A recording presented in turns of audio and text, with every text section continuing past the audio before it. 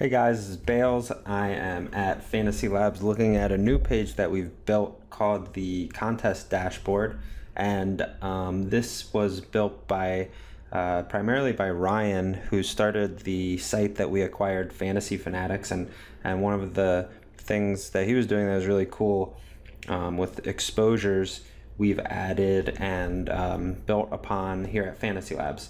So this is a page where you can come and see a lot of data and information on particular contests.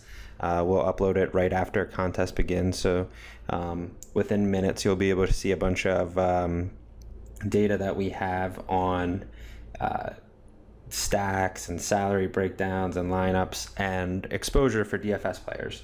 So the first tab here, exposures, shows the exposure of every DFS player who's in a tournament. So we're looking at DraftKings. You can select the contest that you'd like to look at. So we're looking at the full count from last night, and we can click on Chipotle Addict, for example.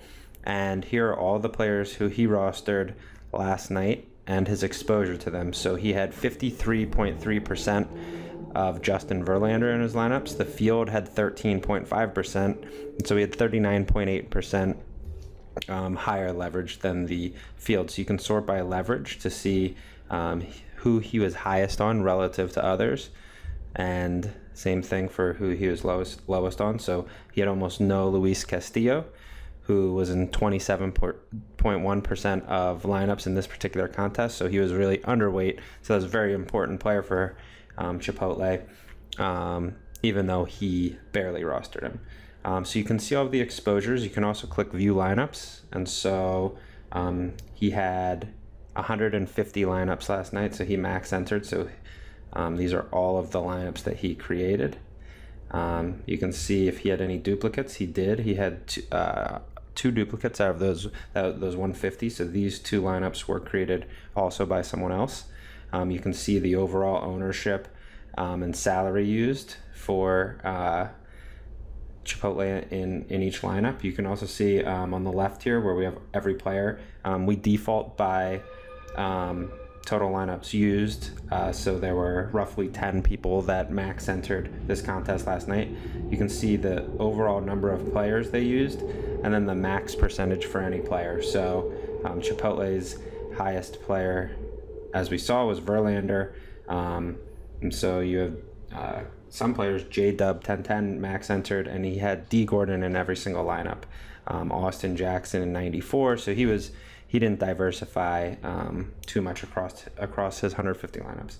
If you click on two players, you can compare. Actually, you can go up to 10. So we'll look at Chipotle and Papa Gates. You can see their exposures relative to one another, and actually not really too similar. So Chipotle had 0% McCullers, for example. Papa Gates 42.7, and you can go down. You can click other players. So we'll click 5 players. You can compare their exposure, and then you can also search for yourself.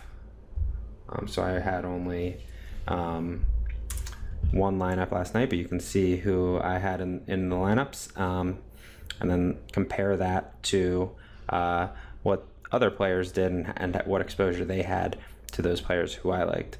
So this is a really cool feature. Last thing you can do in this area is you can favorite when you're logged in. You can favorite players. So if you want to come here and always look at CSU Ram 88 and Dink Piece and Papa Gates and Chipotle or whoever it is, you can have those guys load as your default and automatically see their exposures in a given contest. And of course, as with every tool, you can go back and look at past dates. So right now we have this built out for MLB and for PGA.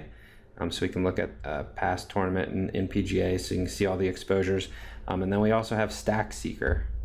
So Stack Seeker is something that Ryan had built at Fanatics that allows you to basically see lineup overlap. So in the last tournament, Dustin Johnson was 37% owned, Finau was 36%, and 7.4% of entries had both of those in. So when you click a player, or click two players, you can see the percent of entries that have that overlap. So if we pick one more, you can see less than 1% had these 3 golfers in their lineups. You can see all of those lineups, and then you can see the number of holes they have left remaining. Salary breakdown. This is pretty simple. What percentage of entries use the entire cap? So in the last tournament, this was the dog leg on DraftKings, 43.6% used the entire salary, and then 20.3% used all but $100. So you had roughly 2/3 of all lineups were at 50,000 or 49.9K. Player holes remaining.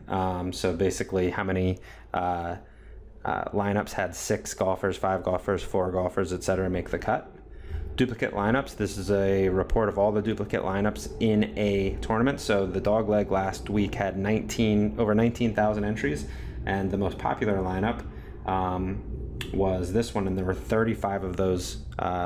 35 of those lineups. So you can click on it. You can see who had all of those lineups. So this is the DFS player that had those lineups. And it goes, when you click that, it automatically goes into Stack Seeker. So the second most popular lineup was repeated 25 times. You can view it here. Here are all the DFS players that had it. So that's a pretty cool feature. Obviously, if you have a duplicate lineup, it's you can still win, but that's a huge negative. You really always want to have a lineup that no one else has. And then in the leaderboard, after the fact, you can see the winning lineups. You can see the salary they use, their average ownership, the highest owned player, the lowest owned player, and then the points that they use. So pretty interesting to compare some results there. But yeah, overall, I think that this is an awesome page. Really excited to launch it. Really excited for you guys to be able to look at other DFS players and see how they're creating lineups and which guys they have the highest and lowest exposure to, and use that information to make better lineups yourself.